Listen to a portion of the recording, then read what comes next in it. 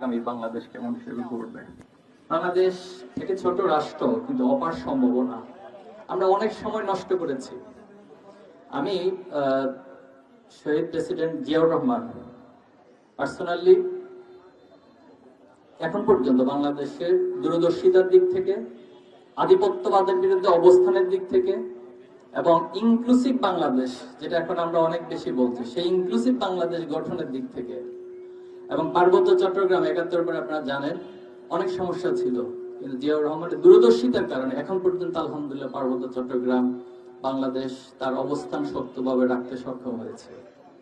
পাশাপাশি ৭১-এর পরে পার্শ্ববর্তী রাষ্ট্রের পরিকল্পনার মাধ্যমে ইসলামকে মুছে দেওয়ার যে একটা গভীরতম নীল নকশা, সেটাও মিশিয়ে দিয়েছেন শহীদ প্রেসিডেন্ট জিয়াউর রহমান।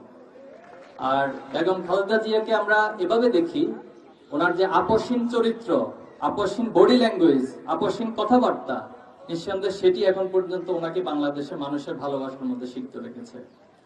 আমরা চাই আগামী দিনে ছাত্র শিবির, ছাত্র দল, অপরাপর যারা এই ফ্যাসিবাদ বিরোধী আন্দোলনে ভূমিকা রেখেছে, তারা ঐক্যবদ্ধ হবে, বাংলাদেশকে এগিয়ে নিব।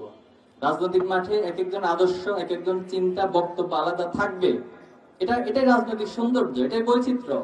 কিন্তু দিন শেষে দেশটা আমার, আপনাদের, আমাদের সকলের। আমরা সবার বাংলাদেশ সম্মিলিত প্রচেষ্টার মধ্যে দিয়ে গড়ে তুলব ইনশাআল্লাহ। আপনাদেরকে আবারও মোবারক জানিয়ে সুন্দর আয়োজনের জন্য, আমাকে কথা বলার সুযোগ দেওয়ার জন্য কর্তৃপক্ষকে কৃতজ্ঞতা এবং ধন্যবাদ জানিয়ে কথা শেষ করছি। আসসালামু আলাইকুম।